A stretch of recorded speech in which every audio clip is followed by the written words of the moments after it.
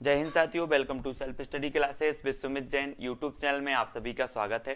दोस्तों, आज के इस वीडियो में हम हिंदी शिक्षा शास्त्र से संबंधित लगभग 100 प्रश्नों पर चर्चा करने वाले हैं। तो सभी लोग सबसे पहले तो वीडियो को लाइक करेंगे, ठीक है। और जो भी साथी नए हैं वो सब्सक्राइब कर लेना। ऐसे अनेकों जो है वीडियो चैनल पर उपलब्ध हैं। आप शिक्षा शास्त्र से संबंधित पढ़ना चाहते हैं तो इसकी प्लेलिस्ट देखें।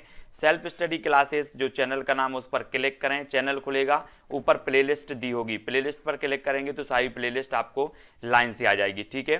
तो प्लेलिस्ट में जाकर के देखें, आपके पर्यावरण के 100 से ऊपर वीडियो हैं, बाल विकास के वीडियो हैं, है ना, हिंदी पेडागोजी, मैथ पेडागोजी आदि बहुत सारे वीडियो हैं जो आपको प्लेलिस्ट में मिलने वाले। तो प्लेलिस्ट में जाके देखें, बहुत सारा मटेरियल आपका इंतजार कर रहा है, ठीक है। तो वीडियो को सभी लोगों को लाइक करना है। जो भी साथी अभी तक टेलीग्राम ग्रुप से नहीं जुड़े हैं वो टेलीग्राम ग्रुप से जुड़ जाएं। और ये प्रश्न जो आज हम पढ़ने वाले हैं वो किसी ना किसी एग्जाम में आए हुए हैं, तो इनको बहुत अच्छे से पढ़ लेना, मोस्ट इंपॉर्टेंट प्रश्न है, ठीक है। तो स्टार्ट करते हैं दोस्तों आज का ये वीडियो। आज का पहला प्रश्न है, शिक्षण सहायक सामग्री का चुनाव करते समय ध्यान देना चाहिए कि वह उपरोक्त सभी केवल शिक्षण बिंदु के लिए सरल, सुगम तथा उपयुक्त हो, या फिर केवल प्रकरण से संबंधित हो, या केवल कक्षा के अधिगम लक्ष्यों की प्राप्ति में सहायक हो। तो अपना जो प्रश्न है वो क्या कह रहा है कि शिक्षण सहायक सामग्री के चुनाव करते समय ध्यान देना चाहिए। क्या ध्यान देना चाहिए कि वह कैसा हो, केवल शिक्षण बिंदु के लिए सरल, सुगम तथा उपयुक्त हो, या फिर प्रकरण से संबंधित हो, अधिगम लक्ष्यों की प्राप्ति में सहायक हो। तब आपका उत्तर जो हो जाएगा साथियों वो क्या हो जाएगा, उपरोक्त सभी, यानी कि शिक्षण बिंदु के लिए भी सुगम, सरल, सुगम, उपयुक्त हो, और प्रकरण से संबंधित भी हो, और अधिगम स्थलों की प्राप्ति में भी सहायक हो। उपरोक्त सभी यानी कि जो एक नंबर है वो आपका बिल्कुल सही आंसर हो जाएगा, ठीक है। अगला क्वेश्चन देख लेते हैं। अगला क्वेश्चन है साथियों, किस शिक्षण सूत्र के अनुसरण से बालक में रुचि जागृत होती है। तो आपको बताना है कि कौन से शिक्षण सूत्र के अनुसरण से बालक में रुचि जागृत होती है। पूर्ण से अंश की ओर, मूर्त से अमूर्त की ओर, विशेष से सामान्य की ओर, या आगमन से निगमन की ओर। ये 4 विकल्प हैं। अगर आपसे बनता है तो कमेंट में लिखें। आपसे पूछा गया है कि किस शिक्षण सूत्र के अनुसरण से बालक में रुचि जागृत होती है, तो जल्दी से कमेंट बताएंगे आप। तब आपका राइट आंसर होगा दोस्तों आगमन से निगमन की ओर। आगमन से निगमन की ओर जो शिक्षण सूत्र है इसमें क्या होता है, रुचि जागृत होती है, यानी कि जो आपका विकल्प नंबर 4 है वो आपका राइट आंसर हो जाएगा, ठीक है। अगला क्वेश्चन दोस्तों, छात्रों को अपनी मातृभाषा में बोलने के अवसर प्रदान करने चाहिए ताकि छात्र अपने आप को कमजोर ना समझे, छात्र अपनी निजी कठिनाइयां बता सके, या फिर छात्र अपना गृह कार्य आसानी से कर सके, या छात्रों के लिए अधिगम प्रक्रिया सरल एवं सहज हो सके। तो क्या हो जाएगा, छात्रों को अपनी मातृभाषा में बोलने के अवसर प्रदान करने चाहिए ताकि क्या होगा आपका उत्तर, आपको बताना है। 4 विकल्प हैं, 4 में से चयन करें और उत्तर बताएं। तब आपका राइट आंसर हो जाएगा दोस्तों, छात्रों के लिए जो है अधिगम प्रक्रिया सरल एवं सहज हो सके। छात्रों को अपनी मातृभाषा में बोलने के अवसर प्रदान करना चाहिए ताकि छात्रों के लिए अधिगम प्रक्रिया सरल एवं सहज हो सके, ठीक है। अगला क्वेश्चन है, पठन कौशल आवश्यक है। तो परोक्ष विधि, अर्थ ग्रहण, शब्द चयन एवं प्रत्यक्ष विधि किसके लिए आवश्यक है पठन कौशल। 4 विकल्प में से आप चयन करेंगे। तब आपका राइट आंसर हो जाएगा दोस्तों अर्थ ग्रहण। अर्थ ग्रहण में जो है 2 नंबर जो है वो पठन कौशल आवश्यक होता है, यानी कि जो आपका विकल्प नंबर 2 है अर्थ ग्रहण वो आपको यहां पर सही हो जाएगा, ठीक है। पठन कौशल में जो आवश्यक होता है वो क्या होता है, अर्थ ग्रहण आवश्यक होता है। 2 नंबर आपका बिल्कुल सही हो जाएगा। अगला क्वेश्चन है दोस्तों, औपचारिक एवं अनौपचारिक संबंधों में किस तरह की भाषा का प्रयोग करना चाहिए। एक तरह की भाषा, कठिन भाषा, सामान्य भाषा, या फिर अलग अलग भाषा।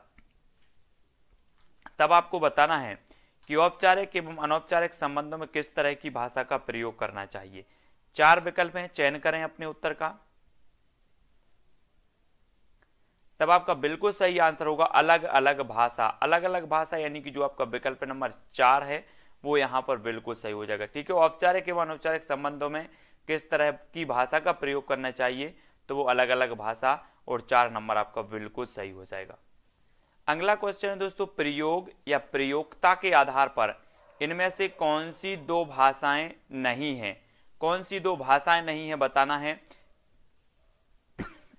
विकल्प नंबर 1 है कृत्रिम और अकृत्रिम भाषा, 2 है राष्ट्र और राजभाषा, संपर्क और व्यावसायिक भाषा, या साहित्यक और बोलचाल की भाषा। ये 4 विकल्प में से चयन करना। प्रश्न है कि प्रयोग या प्रयोक्ता के आधार पर इनमें से कौन सी दो भाषाएं नहीं है।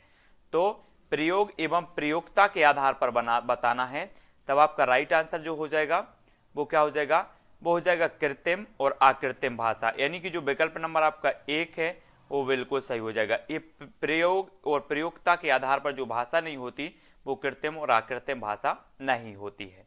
अगला क्वेश्चन है, भाषा शिक्षण में विभिन्न स्तरों के बच्चों की चुनौतियों के लिए एक सफल दृष्टिकोण है तो कौन सा है? मनोवैज्ञानिक दृष्टिकोण, आध्यात्मिक दृष्टिकोण, वैज्ञानिक दृष्टिकोण, या फिर समाजशास्त्रीय दृष्टिकोण।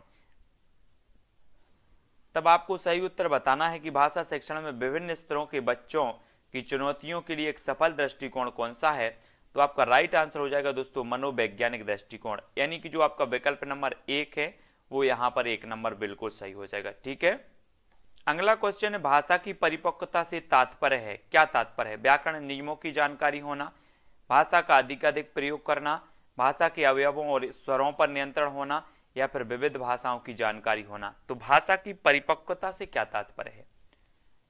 तब आपका प्रश्न क्रमांक 31 का आंसर हो जाएगा व्याकरणिक नियमों की जानकारी होना, यानी कि जो विकल्प नंबर 1 है वो आपका बिल्कुल भाषा की परिपक्वता से जो तात्पर्य होता है वो विकल्प नंबर 1 बिल्कुल आपका सही हो जाएगा। अगला क्वेश्चन है, भाषा सीखने की प्रक्रिया में बालक सर्वप्रथम किस भाषा को सीखता है? देवभाषा, राष्ट्रभाषा, मातृभाषा, या फिर राजभाषा। तो सभी को पता है कि भाषा सीखने की प्रक्रिया में जो बालक है सर्वप्रथम किस भाषा को सीखता है। तो आपका उत्तर क्या होगा? मातृभाषा, यानी कि जो विकल्प नंबर आपका 3 है वो आपका बिल्कुल सही हो जाएगा। ठीक है। अगला क्वेश्चन देख लेते, भाषा अधिगम में किन छात्रों को कठिनाई नहीं होती? तो किन छात्रों को कठिनाई नहीं होती? जिसके अभिभावक शिक्षित हों, जिसमें आत्मविश्वास की कमी हो, जिनका मानसिक स्वास्थ्य ठीक हो, या जिसकी पारिवारिक स्थिति ठीक हो। तो भाषा अधिगम में किन छात्रों को कठिनाई नहीं होती बताना है हमें। तब आपका राइट आंसर क्या हो जाएगा?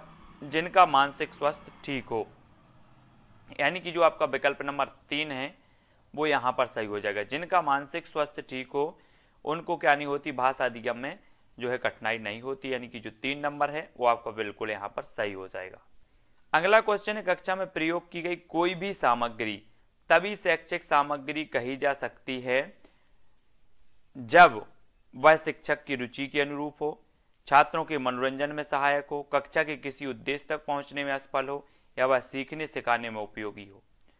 तो आपका राइट आंसर क्या हो जाएगा? कक्षा में प्रयोग की गई कोई भी सामग्री तभी शैक्षिक सामग्री कही जा सकती है जब वह क्या हो? वह सीखने और सिखाने में उपयोगी साबित हो, यानी कि जो विकल्प नंबर आपका डी है वो बिल्कुल यहाँ पर सही आंसर हो जाएगा।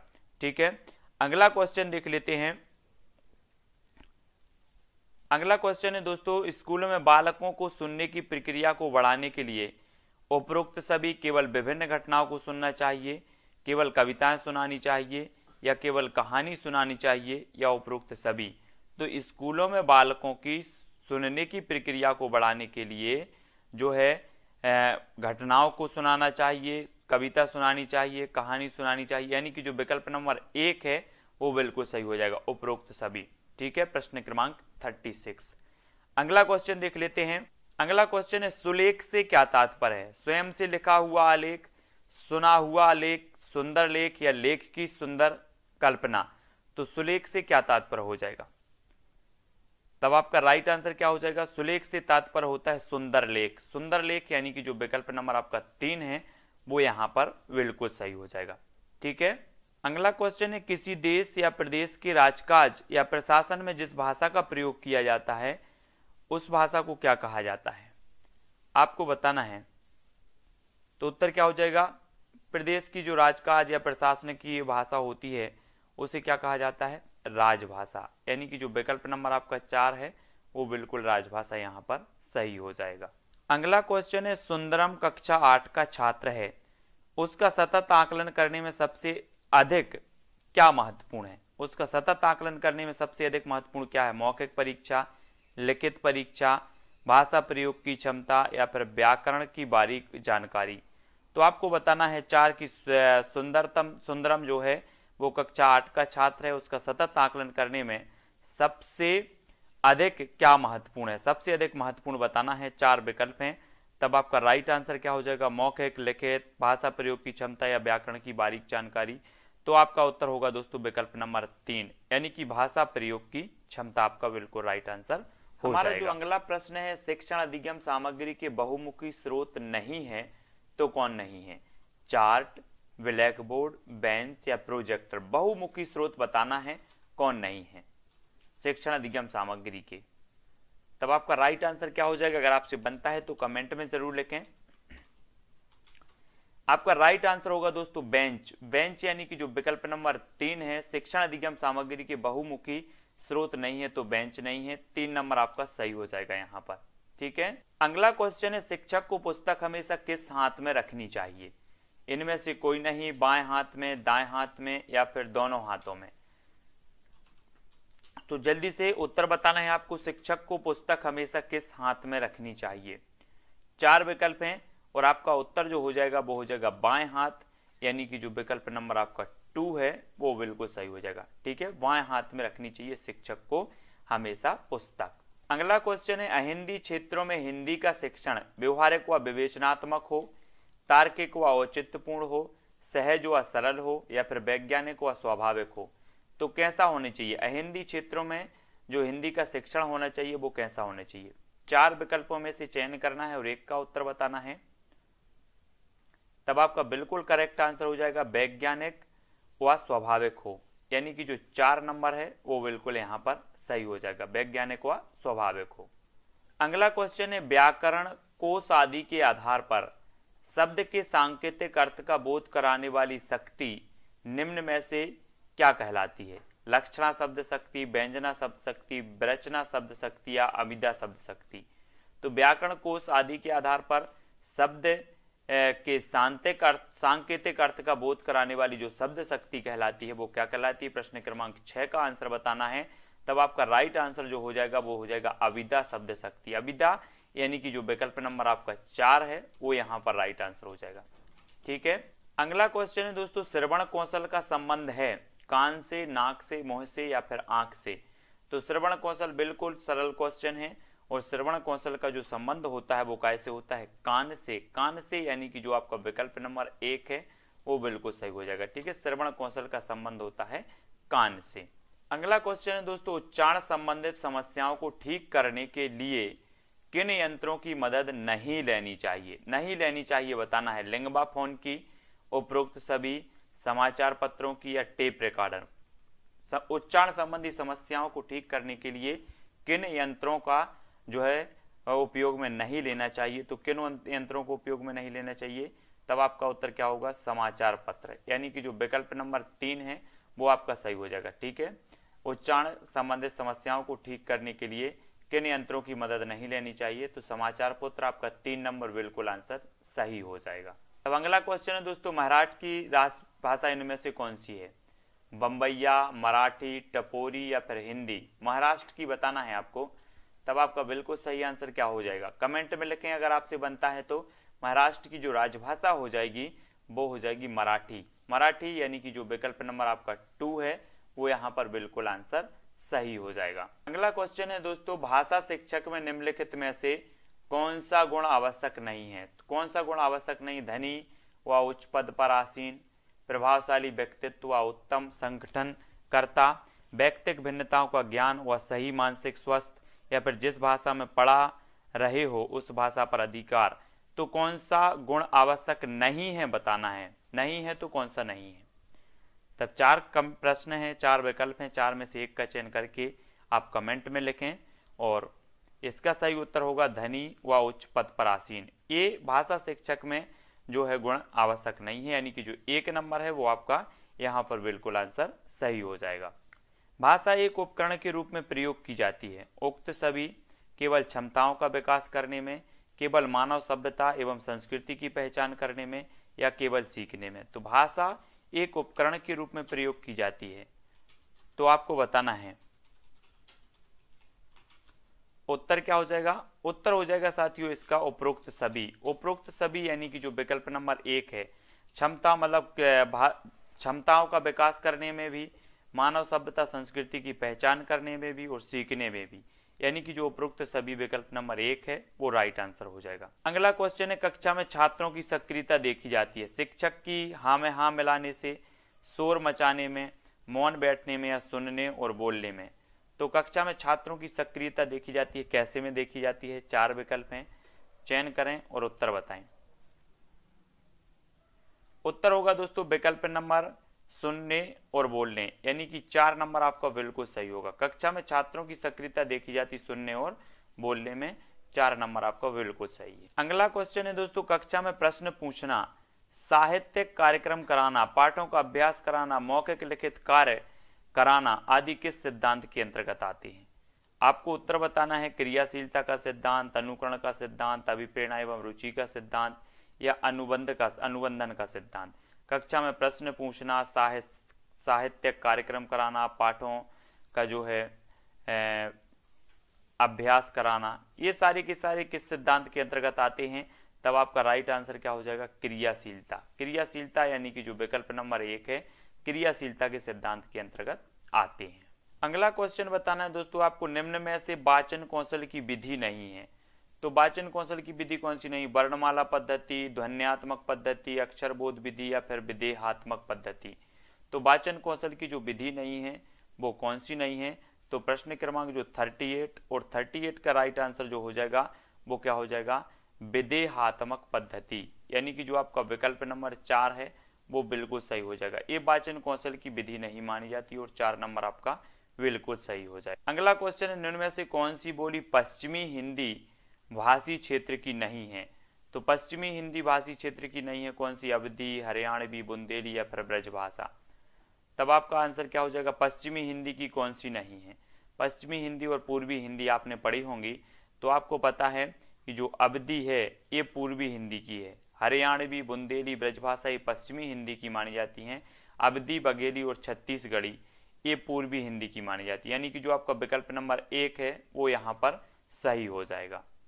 अगला क्वेश्चन दोस्तों, कहानी सुनना भाषा की अभिव्यक्ति का कौन सा रूप है? कहानी सुनना, इनमें से कोई नहीं, केवल मौखिक रूप, लिखित या मौखिक दोनों।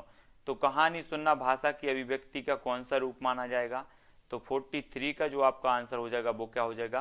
केवल मौखिक रूप। मौखिक यानी कि जो विकल्प नंबर आपका 2 है वो सही हो जाएगा, है ना। केवल मौखिक माना जाएगा, कहानी सुन रहे हैं, लिख रहे होते तो दोनों होता। 2 नंबर यहाँ पर आपका बिल्कुल सही हो जाएगा। आपको बताना है दोस्तों, निम्न में से किसने क्रियाशीलता के सिद्धांत पर बल दिया? उपरोक्त सभी ने, डीबी ने, फ्रॉबेल या फिर मॉन्टेसरी ने। क्रियाशीलता के सिद्धांत पर जो बल दिया है वो किसने दिया है? 4 विकल्प हैं, कमेंट में जल्दी से उत्तर लिखो। तब आपका बिल्कुल सही आंसर जो हो जाएगा दोस्तों कि डीबी ने भी दिया है, फ्रॉबेल ने भी दिया, मॉन्टेसरी ने। क्रियाशीलता के सिद्धांत पर जो जोर दिया है, बल दिया है, वो सभी ने दिया है और विकल्प नंबर जो 1 है वो बिल्कुल सही हो जाएगा। अगला क्वेश्चन है, बालकों की अधिगम संबंधी कठिनाइयों का पता लगाकर उसको दूर करने का प्रयास कहलाता है तो क्या कहलाता है? मूल्यांकन विधि, विवेचन विधि, उपचारात्मक विधि या आलोचनात्मक विधि, है ना। बालकों की अधिगम संबंधी कठिनाइयों का पता लगाकर उसको दूर करने का जो विधि कहलाती है वो कौन सी विधि कहलाती है? तो वो कहलाती है उपचारात्मक, यानी कि जो विकल्प नंबर 3 है वो आपका यहाँ पर बिल्कुल सही आंसर होगा। अगला क्वेश्चन है, बालकों की भाषा सीखने में एक उपयुक्त परिवेश नहीं है तो क्या नहीं है? विद्यालय, पर्यावरण, समाज या फिर परिवार। तो उपयुक्त परिवेश नहीं है बताना है, तो नहीं ही में आपका जो राइट आंसर हो जाएगा वो क्या हो जाएगा? पर्यावरण, यानी कि जो विकल्प नंबर आपका 2 है, बालकों की भाषा सीखने में एक उपयुक्त परिवेश नहीं है, पर्यावरण, 2 नंबर आपका यहाँ पर सही हो जाएगा। ठीक है। अगला क्वेश्चन है दोस्तों, नियमित रूप से किसी भाषा को सुनकर बच्चे क्या ग्रहण करते हैं? शब्द, ध्वनि, अर्थ या भाषा की बुनियादी संरचना। तो नियमित रूप से किसी भाषा को सुनकर बच्चे क्या ग्रहण करते हैं? तो भाषा की बुनियादी संरचना, यानी कि विकल्प नंबर आपका जो 4 है वो बिल्कुल यहाँ पर सही हो जाएगा। आपके सामने तो दोस्तों आज है, मूल्यांकन किसी की शक्ति तथा कमजोरी, उसकी कमियों और अच्छाइयों का दर्पण है। ऊपर दिया गया जो कथन है वो किसका है? मूल्यांकन किसी की शक्ति तथा कमजोरी, उसकी कमियों और उसकी अच्छाइयों का दर्पण है। ये कथन किसका? मार्क्स और बिंगो का, मॉन्टेसरी का, वुडवर्थ का या फिर पावलाव का? एक कथन बताना, एक कथन किसका है। अगर आपको पता है तो कमेंट में लिखें, और नहीं पता है तो इसका जो उत्तर हो जाएगा वो मॉर्स और बिंगो। मॉर्स और बिंगो का कथन है, इन्होंने कहा कि मूल्यांकन किसी की शक्ति तथा कमजोरी, उसकी कमियों और अच्छाइयों का दर्पण है। किसने? मार्स और बिंगो ने कहा। ठीक है, तब आपका 1 नंबर जो है वो बिल्कुल सही हो जाएगा। अगला क्वेश्चन देख लो दोस्तों, पराजित पीढ़ी के नाम किसके द्वारा रचित निबंध है? हमें बताना है पराजित पीढ़ी के नाम किसके द्वारा रचित निबंध है। तब आपका जो आंसर हो जाएगा वो क्या होगा? उत्तर होगा रविंद्रनाथ त्यागी, यानी कि जो विकल्प नंबर आपका 3 है वो बिल्कुल सही हो जाएगा। अगला क्वेश्चन है, एक ही कक्षा में कोई छात्र शुद्ध लेखन करता है और कोई अशुद्ध लेखन करता है, तो यह सिद्धांत है। तो किसका सिद्धांत है? आपको बताना है कि कक्षा एक ही है और कोई छात्र शुद्ध लेखन कर रहा है और कोई छात्र अशुद्ध लेखन कर रहा है, तो ये कौन सा सिद्धांत है? चयन का सिद्धांत, अनुपात एवं क्रम का सिद्धांत, व्यक्तिक भिन्नता का सिद्धांत या अभिप्रेरणा एवं रुचि का सिद्धांत? प्रश्न क्रमांक 3 और 4 विकल्पों में से आपको उत्तर बताना है। तब आपका जो राइट आंसर हो जाएगा वो क्या हो जाएगा दोस्तों? वो हो जाएगा व्यक्तिक भिन्नता। व्यक्तिक भिन्नता का सिद्धांत, यानी कि जो आपका विकल्प नंबर 3 है वो बिल्कुल सही हो जाएगा। ठीक है, अगला क्वेश्चन है, शिक्षण को प्रभावशाली बनाने वाली सामग्री है तो कौन सी है? उपरोक्त सभी, केवल ब्लैक बोर्ड, केवल पाठ्य पुस्तक या फिर मानचित्र? तो शिक्षण को प्रभावशाली बनाने वाली जो सामग्री है वो क्या है? तो ब्लैक बोर्ड भी है, पाठ्य पुस्तक भी है, मानचित्र भी है, यानी कि जो उपरोक्त सभी है। 1 नंबर आपका बिल्कुल आंसर सही हो जाएगा।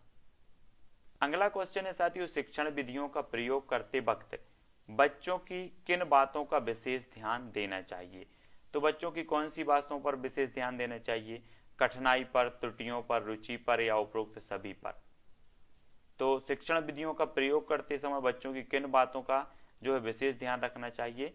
तो सभी का, यानी कि कठिनाइयों का भी, त्रुटियों का भी और रुचि का भी। वो प्रयुक्त सभी आपका बिल्कुल सही हो जाएगा। अगला क्वेश्चन है दोस्तों, लेखन में किस प्रकार की अशुद्धियां होती हैं? उपरोक्त सभी, केवल वर्तनी, वाक्य रचना या फिर विराम चिन्ह से संबंधित? तो लेखन में किस प्रकार की अशुद्धियां होती हैं आपको बताना है। प्रश्न क्रमांक 9 का उत्तर, और जल्दी से कमेंट में लिखें अगर आपसे बनता है। तो इसका जो सही उत्तर हो जाएगा वो हो जाएगा उपरोक्त सभी, यानी कि वर्तनी संबंधी भी, वाक्य रचना भी संबंधी और विराम चिन्ह संबंधी भी अशुद्धियां होती हैं। अब आपको बताना है इनमें से कौन सी विशेषता रेडियो नाटक की है। रेडियो नाटक में ध्वनि और शब्द की प्रमुख साधन होते हैं। रेडियो नाटक में एक ही पात्र होता है। रेडियो नाटक में व्यंग्य की आवश्यकता नहीं होती, या रेडियो नाटक में संगीत आवश्यक नहीं होता। तो आपको बताना है कौन सी विशेषता रेडियो नाटक की है। तो क्या हो जाएगा आपका आंसर? आंसर हो जाएगा रेडियो नाटक में ध्वनि और शब्द की प्रमुख जो है साधन होते हैं, यानी कि जो आपका विकल्प नंबर 1 है वो यहाँ पर सही हो जाएगा, 1 नंबर। ठीक है, तो बताना दोस्तों, अच्छी पाठ्य पुस्तक के गुण नहीं है बताना है। कलात्मकता, छात्रों में जिज्ञासा उत्पन्न करना, भाषा विज्ञान का क्लिष्ट होना या संपूर्ण पाठ्यक्रम व्यवस्थित ढंग से संग्रहित होना? तो अच्छी पाठ्य पुस्तक के गुण कौन सी नहीं है? प्रश्न क्रमांक 12 का उत्तर बताना है, और 12 का उत्तर क्या हो जाएगा? भाषा का क्लिष्ट होना, यानी कि जो आपका विकल्प नंबर 3 है वो आपका बिल्कुल सही हो जाएगा। ठीक है, अच्छी पाठ्य पुस्तक के गुण नहीं है भाषा का क्लिष्ट होना। अब अगला क्वेश्चन है दोस्तों, अवधी किस भाषा वर्ग की बोली है? अवधी भाषा बताना है आपको, पश्चिमी हिंदी, राजस्थानी, पहाड़ी हिंदी या पूर्वी हिंदी? तो अवधी किस भाषा वर्ग की बोली है? तो आपका उत्तर क्या हो जाएगा? पूर्वी हिंदी, यानी कि जो विकल्प नंबर आपका डी है वो सही हो जाएगा, है ना। मैंने कई बार आपको कोड बनाया है कि अब छत्तीसगढ़ी, आ से अवधी, बा से बघेली और छत्तीसगढ़ी, ये पूर्वी हिंदी की जो है बोलियां हो जाती हैं। अगला क्वेश्चन है दोस्तों, किस श्रेणी के निबंध गंभीर, मनन और बौद्धिक चिंतन से युक्त होते हैं? तो किस श्रेणी के निबंध होते हैं? संश्लेषणात्मक निबंध होते हैं, विश्लेषणात्मक निबंध, वर्णनात्मक निबंध या विचारात्मक निबंध? आपका प्रश्न है किस श्रेणी के निबंध गंभीर, मनन और बौद्धिक चिंतन से युक्त होते हैं? तो किस प्रकार के निबंध होते हैं? 4 विकल्प हैं, 4 में से चयन करना है। तब आपका राइट जो आंसर हो जाएगा वो क्या हो जाएगा, विचारात्मक जो निबंध होते हैं वो गंभीर चिंतन और मनन बौद्धिक चिंतन से संबंधित या युक्त होते हैं। ठीक है, अगला क्वेश्चन है दोस्तों, मौखिक अभिव्यक्ति का उदाहरण नहीं है, अंत्याक्षरी, पत्र लेखन, घटना वर्णन या चुटकुले सुनना। तो मौखिक अभिव्यक्ति का उदाहरण नहीं है हमें बताना है, तब आपका राइट आंसर क्या हो जाएगा, तो आपका बिल्कुल सही आंसर क्या हो जाएगा, पत्र लेखन। पत्र लेखन ये मौखिक अभिव्यक्ति का उदाहरण नहीं है, यानी कि जो विकल्प नंबर आपका 2 है वो यहाँ पर बिल्कुल सही हो जाएगा। ठीक है, अगला क्वेश्चन है, भाषा विकास का दूसरा चरण है सुनना, पढ़ना, लिखना, पढ़ना, बोलना या फिर लिखना। तो आपको बताना भाषा विकास का दूसरा चरण कौन सा है, अगर आपसे बनता है तो कमेंट में जरूर लिखें। प्रश्न क्रमांक 29 का जो आंसर हो जाएगा साथियों वो क्या होगा, बोलना। बोलना यानी कि जो विकल्प नंबर 3 है ये भाषा विकास का दूसरा चरण माना जाता है, बोलना। ठीक है, 3 नंबर आपका बिल्कुल सही आंसर हो जाएगा। अगला क्वेश्चन है, भाषा शिक्षण में मूल्यांकन की आवश्यकता पड़ती है, उपरोक्त सभी यानी कि छात्रों की असफलता को जानने में, छात्रों की क्षमता और कमजोरियों को जानने में, या फिर शिक्षण प्रक्रिया को सफल व प्रभावी बनाने में। तो भाषा शिक्षण में जो मूल्यांकन की आवश्यकता पड़ती है वो विकल्प नंबर जो 1 है वो बिल्कुल सही हो जाएगा, है ना, इन सभी में पड़ती है। ठीक है, तो 1 नंबर आपका बिल्कुल सही होगा। अगला क्वेश्चन है, भाषा शिक्षण के बोलचाल के सिद्धांत द्वारा भाषा सीखने में कम समय लगता है, भाषा सीखने में अस्थिरता होती है, भाषा सीखने में कठिनाई होती है, भाषा सीखने में अधिक समय लगता है। तो भाषा शिक्षण के बोलचाल के सिद्धांत द्वारा क्या होता है, ये 4 विकल्प हैं और 1 का चयन आपको करना है। तो उत्तर बताएं कमेंट में 1 2 3 लिख करके, क्या हो जाएगा इसका सही उत्तर। तब आपका बिल्कुल सही आंसर हो जाएगा दोस्तों, भाषा सीखने में कम समय लगता है, यानी कि जो विकल्प नंबर 1 है वो आपका बिल्कुल सही आंसर हो जाएगा। अगला क्वेश्चन है, रेडियो उदाहरण है, इनमें से कोई नहीं, दृश्य श्रव्य सामग्री या फिर श्रव्य सामग्री। तो रेडियो किसका उदाहरण है, प्रश्न क्रमांक 32 का आंसर बताना है। तो आपका उत्तर क्या हो जाएगा, तो सभी लोगों को पता है कि रेडियो जो है वो श्रव्य सामग्री यानी कि जो विकल्प नंबर आपका 4 है वो यहाँ पर बिल्कुल सही आंसर हो जाएगा। अगला क्वेश्चन है दोस्तों, बच्चे भाषा का प्रयोग कैसे करते हैं, उपरोक्त सभी, केवल सुनकर, केवल लिखकर, केवल बोलकर या फिर उपरोक्त सभी। तो बच्चे भाषा का प्रयोग कैसे करते हैं हमें बताना है, तब आपका बिल्कुल सही आंसर क्या हो जाएगा, उपरोक्त सभी यानी कि जो विकल्प नंबर 1 है वो आपका राइट आंसर हो जाएगा। ठीक है, बच्चे भाषा का जो प्रयोग करते हैं सुनकर भी करते हैं, लिखकर और बोलकर, सभी प्रकार से करते हैं। अगला क्वेश्चन है, निम्न में से कौन सा भाषा का तत्व नहीं है, भाषा का तत्व नहीं, बस भाषा असामाजिक होती है, भाषा ध्वनि मूलक होती है, भाषा एक व्यवस्था है या भाषा प्रतीकात्मक होती है।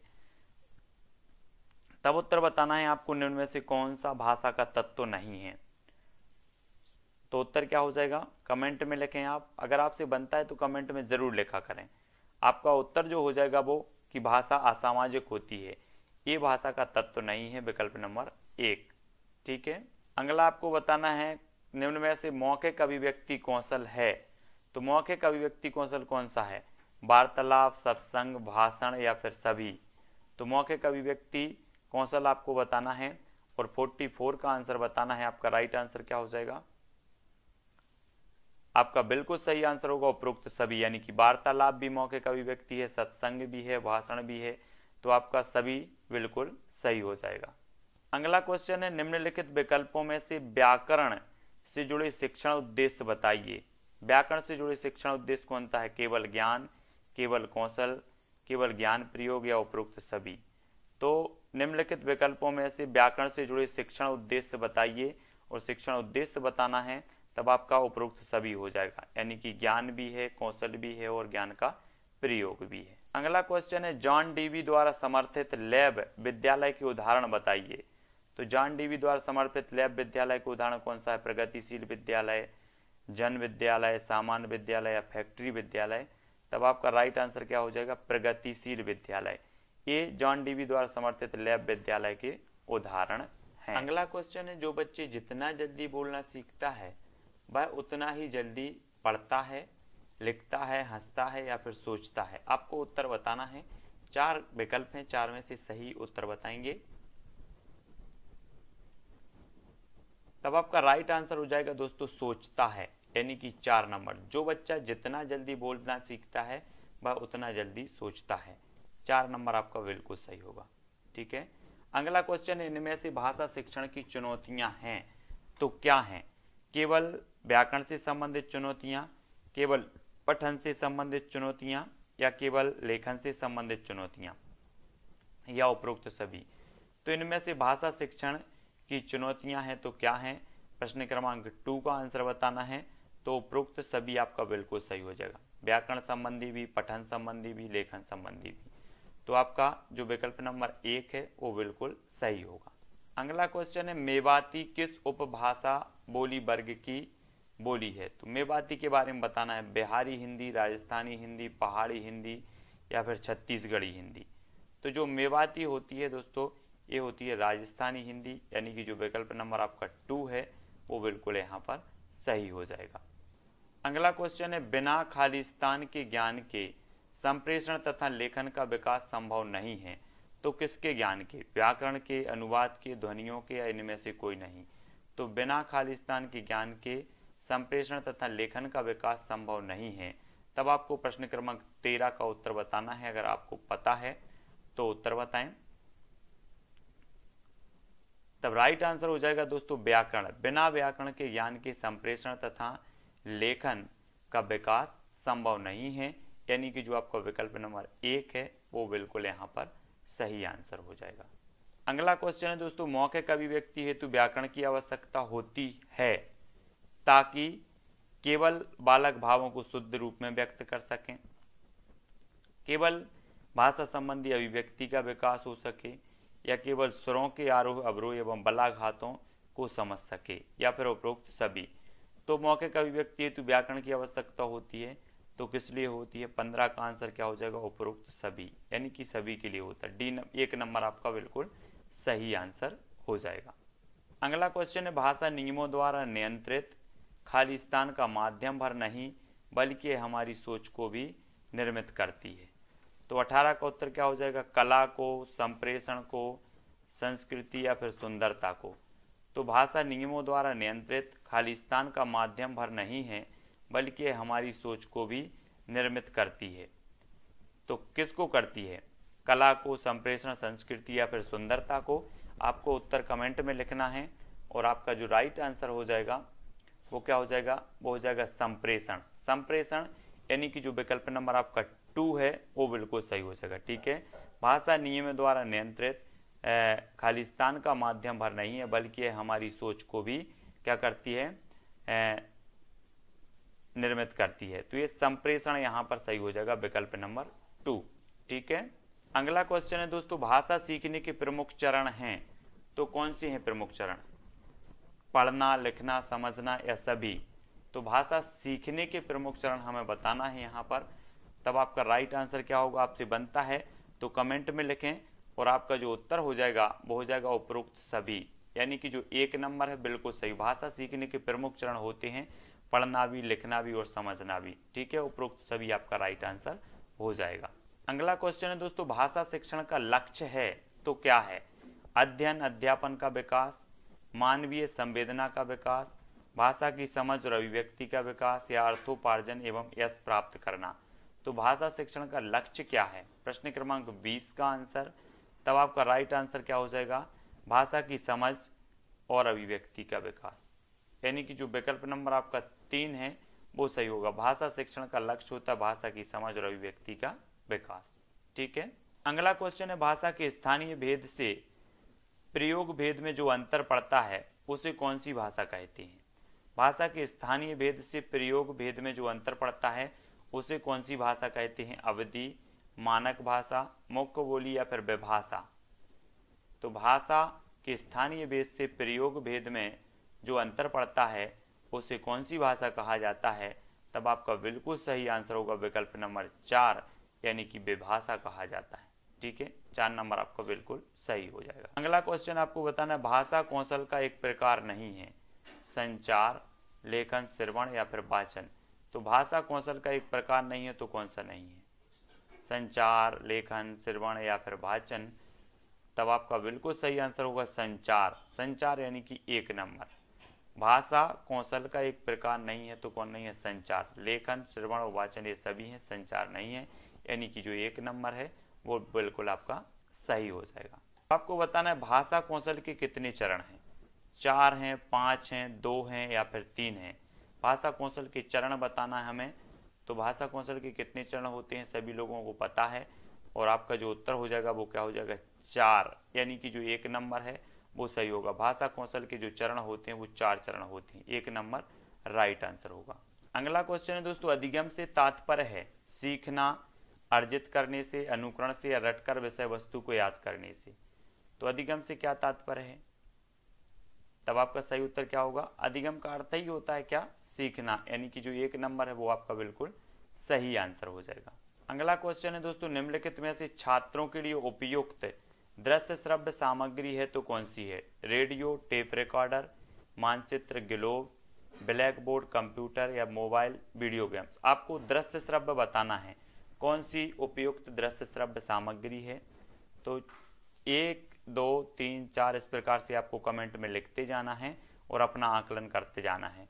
तो आपका बिल्कुल सही आंसर होगा ब्लैक बोर्ड और कंप्यूटर। ब्लैक बोर्ड और कंप्यूटर ये दृश्य श्रव्य सामग्री हैं, है ना, यानी कि जो 3 नंबर है वो आपका बिल्कुल सही हो जाएगा।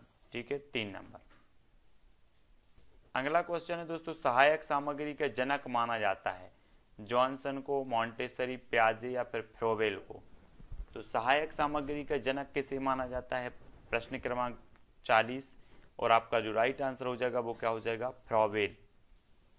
फ्रोवेल को माना जाता है सहायक सामग्री का जनक, यानी कि जो 4 नंबर है वो बिल्कुल आपका सही आंसर हो जाएगा। अगला क्वेश्चन है, बालकों को करके सीखने में आनंद का अनुभव किस सिद्धांत के अंतर्गत होता है? व्यक्तिगत भिन्नता के सिद्धांत के, क्रियाशीलता के सिद्धांत के, समन्वय का सिद्धांत या अनुकरण का सिद्धांत। बालकों को करके सीखने में आनंद का अनुभव किस सिद्धांत के अंतर्गत होता है? तो आपका राइट आंसर क्या हो जाएगा? क्रियाशीलता। क्रियाशीलता यानी कि जो विकल्प नंबर 2 है वो सही होगा। बालकों को करके सीखने में आनंद का अनुभव होता है क्रियाशीलता के सिद्धांत में। अगला क्वेश्चन है, ग्राफ नीचे दिए गए विकल्पों में से किसका उदाहरण है? केवल श्रव्य सामग्री, केवल दृश्य सामग्री, केवल दृश्य श्रव्य सामग्री या उपरोक्त सभी। तो आपको बताना है ग्राफ के बारे में, नीचे दिए गए विकल्पों में से किसका उदाहरण है। तब कमेंट में लिखें आप, 4 विकल्प हैं, जल्दी जल्दी से सभी लोग लिखेंगे और उत्तर हो जाएगा आपका क्या? केवल दृश्य सामग्री। केवल दृश्य यानी कि जो विकल्प नंबर आपका 3 है, जो बहुत सारे लोगों ने 3 बताया, बिल्कुल सही है, दृश्य सामग्री। ठीक है। अगला क्वेश्चन है दोस्तों, रूप सृष्टि करने वाली शक्ति खाली स्थान है, जीवन के विविध दृश्यों को सामने प्रस्तुत करना इसी का काम है। तो किसका है? कल्पना का, अर्थ का, बुद्धि का या फिर शब्द तत्व का। रूप सृष्टि करने वाली जो शक्ति है वो कौन सी शक्ति है? कल्पना है कि अर्थ तत्व है या फिर बुद्धि तत्व है? तब आपका राइट आंसर क्या होगा? कल्पना तत्व। कल्पना यानी कि 1 नंबर। रूप सृष्टि करने वाली शक्ति कल्पना तत्व है, 1 नंबर आपका यहाँ पर बिल्कुल सही आंसर हो जाएगा। अगला क्वेश्चन है, हिंदीतर भाषी छात्रों की मातृभाषा को जानना शिक्षक के लिए आसान है, सामान्य है, चुनौतीपूर्ण है या फिर विशिष्ट है? तो हिंदीतर भाषी छात्रों की मातृभाषा को जानना शिक्षक के लिए क्या है? तब आपका राइट आंसर होगा चुनौतीपूर्ण। चुनौतीपूर्ण यानी कि जो विकल्प नंबर आपका 3 है वो बिल्कुल यहाँ पर तब प्रश्न है, शिक्षण सहायक सामग्री शिक्षण अधिगम प्रक्रिया को केवल सहयोग करती है, केवल प्रेरित करती है, केवल प्रभावित करती है या फिर उपरोक्त सभी? आपको उत्तर बताना है। 4 विकल्प हैं आपके सामने, 4 में से एक चयन करना है। आंसर आपका क्या हो जाएगा? आंसर होगा कि सहयोग भी करती है, प्रेरित भी करती है और प्रभावित भी करती है, यानी कि जो विकल्प नंबर 1 है वो आपका बिल्कुल आंसर सही हो जाएगा। ठीक है। अगला देखो, बोलने के आवश्यक तत्व होते हैं। तो बोलने के आवश्यक तत्व क्या होते हैं? कल्पनाशीलता, अर्थ ग्रहण, भाव एवं विचार या फिर स्वर एवं व्यंजन। तो बोलने के जो आवश्यक तत्व होते हैं वो आपको 4 विकल्प में से बताना है। तब आपका राइट आंसर क्या हो जाएगा? आंसर हो जाएगा दोस्तों भाव एवं विचार। ये जो है बोलने के आवश्यक तत्व होते हैं, यानी कि जो विकल्प नंबर आपका 3 है वो बिल्कुल आंसर सही हो जाएगा। अगला बताना है, खड़ी बोली किस वर्ग की बोली है? पश्चिमी हिंदी, राजस्थानी, पहाड़ी या फिर पूर्वी हिंदी? खड़ी बोली आपको बताना है। तो 4 विकल्प में से जल्दी से कमेंट में लिखो, खड़ी बोली किस वर्ग की बोली है? तो आपका बिल्कुल सही आंसर होगा पश्चिमी हिंदी, यानी कि जो 1 नंबर है वो बिल्कुल सही हो जाएगा। अगला क्वेश्चन है दोस्तों, भिन्न भिन्न भाषिक पृष्ठभूमियों से संबंध होने के कारण बच्चों के शब्दों एवं उच्चारण में संकीर्णता पाई जाती है, समानता होती है, स्पष्टता होती है या फिर विविधता पाई जाती है? तो 4 विकल्पों में से जल्दी से कमेंट में लिखो कि भिन्न भिन्न भाषिक पृष्ठभूमियों से संबंध होने के कारण बच्चों के शब्दों एवं उच्चारण में क्या होती है? संकीर्णता, समानता, स्पष्टता, विविधता। तो 11 का जो आपका राइट आंसर होगा वो क्या हो जाएगा? विविधता पाई जाती है। विविधता यानी कि जो विकल्प नंबर आपका 4 है वो बिल्कुल सही आंसर हो जाएगा। ठीक है, अगला क्वेश्चन है, मिश्रण के आधार पर भाषा के कौन से दो रूप हैं? मिश्रण के आधार पर बताना है, श्लील एवं अश्लील भाषा, राष्ट्रीय राजभाषा, शुद्ध अशुद्ध भाषा या मिश्रित भाषा, अमिश्रित भाषा। तो मिश्रण के आधार पर भाषा के कौन से दो रूप हैं? ये 4 विकल्प में से हमें चयन करना है। तो जल्दी से लिखें, मिश्रण के आधार पर आपको बताना है, कमेंट में जरूर बताएंगे सभी लोग। और आपका राइट आंसर हो जाएगा प्रश्न क्रमांक 14 का मिश्रित भाषा और अमिश्रित भाषा, यानी कि जो विकल्प नंबर आपका 4 है वो बिल्कुल सही होगा। मिश्रण के आधार पर भाषा के जो दो रूप होते हैं वो होते हैं मिश्रित भाषा और अमिश्रित भाषा। अगला क्वेश्चन है दोस्तों, पाठ्य पुस्तकें सहायक होती हैं तो केवल पाठ्यक्रमों को व्यवस्थित क्रम से चलाने में, केवल शिक्षा के प्रति रुचि उत्पन्न करने में या फिर केवल स्व अध्ययन में?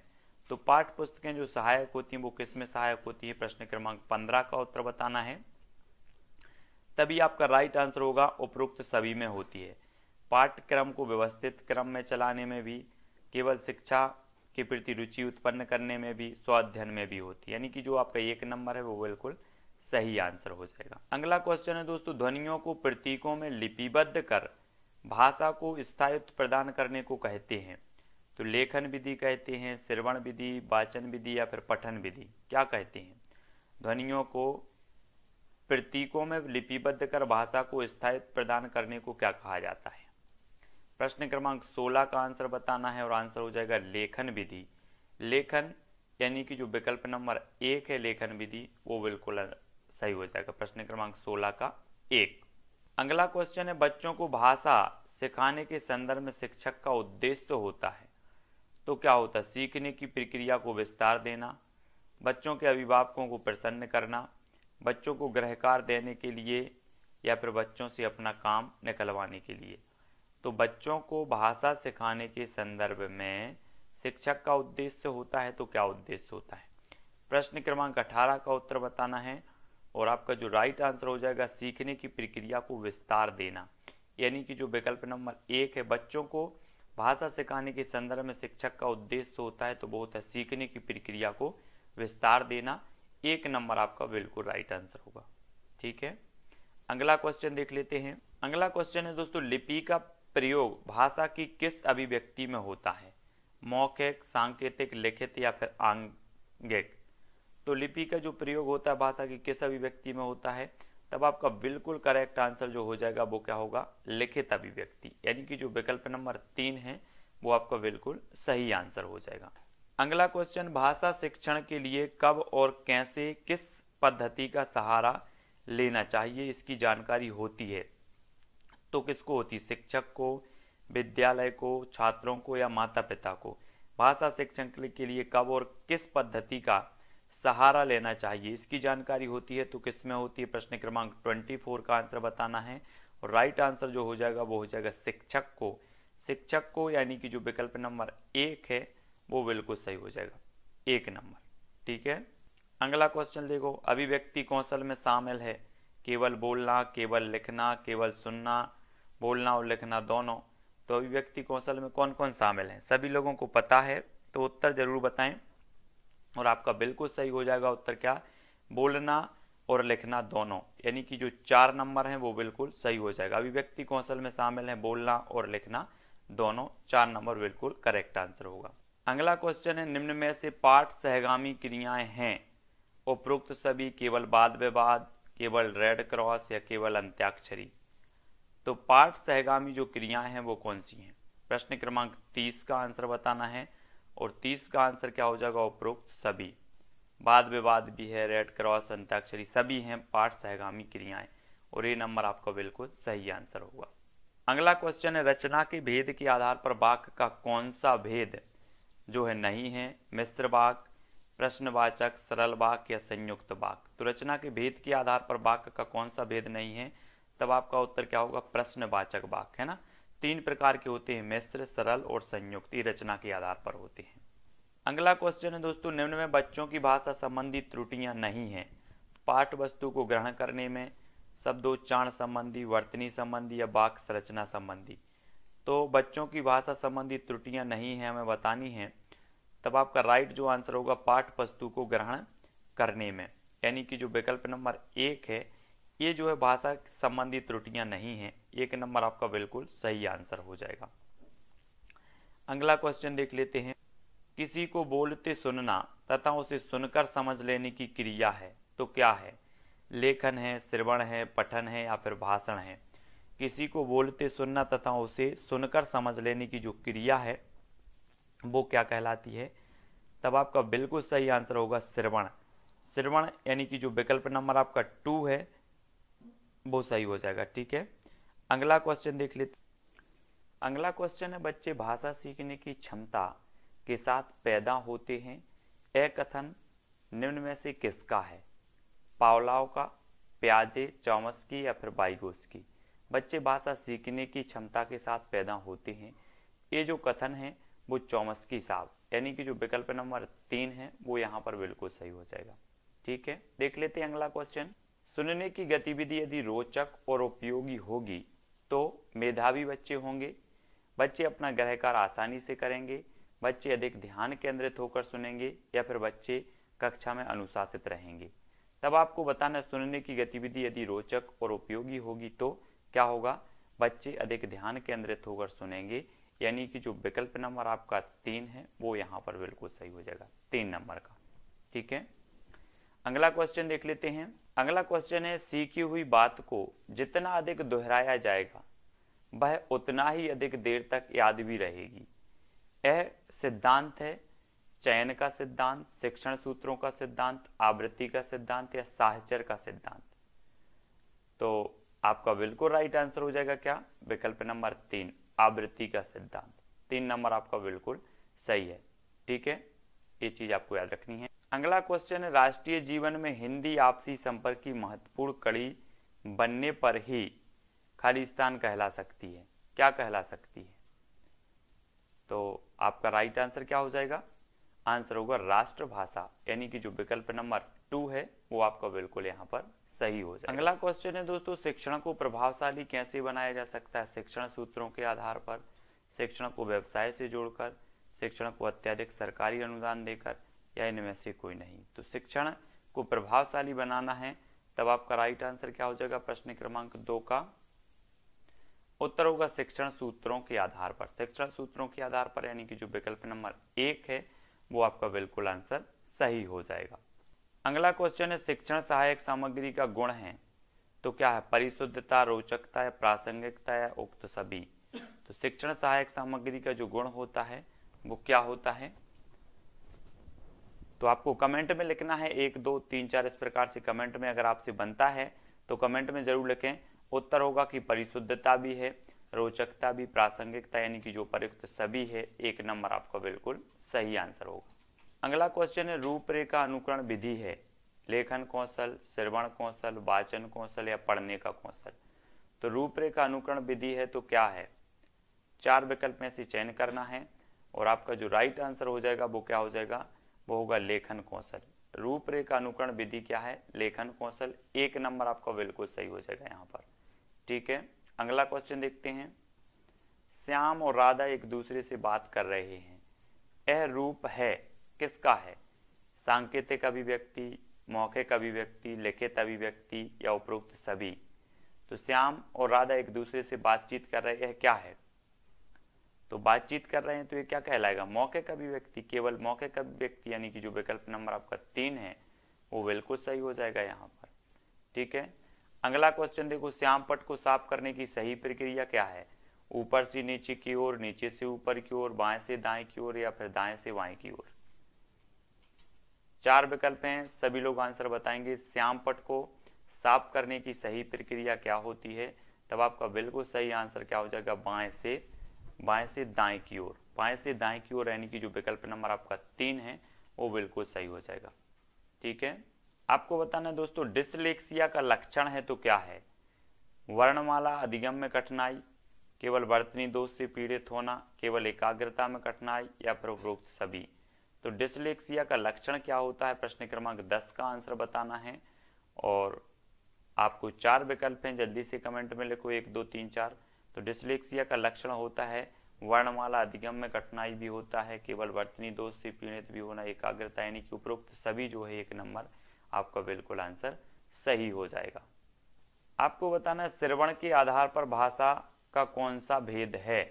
कृत्रिम भाषा, सहज भाषा, अयोगात्मक भाषा और संयोगात्मक भाषा, क्लिष्ट और सरल भाषा, मधुर भाषा, कर्कश भाषा। तो श्रवण के आधार पर भाषा का कौन सा भेद होता है? 4 विकल्प में से जल्दी से कमेंट में लिखना है क्या हो जाएगा आपका उत्तर। तब आपका सही उत्तर हो जाएगा दोस्तों मधुर भाषा और कर्कश भाषा। इस श्रवण के आधार पर आप मधुर भाषा भी सुनते हो और कर्कश भाषा भी, यानी कि 4 नंबर आपका यहाँ पर बिल्कुल सही आंसर होगा। अगला क्वेश्चन है लिखने के नियमों का ज्ञान होता है व्याकरण द्वारा, बोलने द्वारा, हाथ द्वारा, भावनाएं द्वारा। तो लिखने के नियमों का जो ज्ञान होता है वो किसके द्वारा होता है? व्याकरण के द्वारा, यानी कि जो 1 नंबर है वो बिल्कुल आंसर सही हो जाएगा। ठीक है, व्याकरण के द्वारा आपका सही आंसर होगा। अगला देख लेते हैं। अगला है सीखने के लिए बातचीत करना किन आयु वर्गों के लिए आवश्यक होता है? तो सीखने के लिए बातचीत करना किन आयु वर्गों के लिए आवश्यक होता है? किशोरावस्था के लिए, सभी आयु वर्गों के लिए, बाल्यावस्था के लिए या शैशवावस्था के लिए? तो सीखने के लिए बातचीत करना किन आयु वर्गों के लिए आवश्यक होता है? तब आपका सही उत्तर क्या होगा? सभी आयु वर्ग, किशोरावस्था, बाल्यावस्था, शैशवावस्था, सभी आयु वर्ग के लिए जो है महत्वपूर्ण होता है। अगला क्वेश्चन भारत में हिंदी को किस भाषा का दर्जा प्राप्त है? राष्ट्रभाषा, विभाषा, मातृभाषा या राजभाषा? तो भारत में हिंदी को किस भाषा का दर्जा प्राप्त है हमें बताना है। 27 का आंसर आपका क्या हो जाएगा? बिल्कुल सही आंसर होगा राजभाषा। राजभाषा यानी कि 4 नंबर आपका बिल्कुल सही है। ठीक है, अगला क्वेश्चन बताना है आपका वाचन कौशल का उद्देश्य है तो क्या है वाचन कौशल का?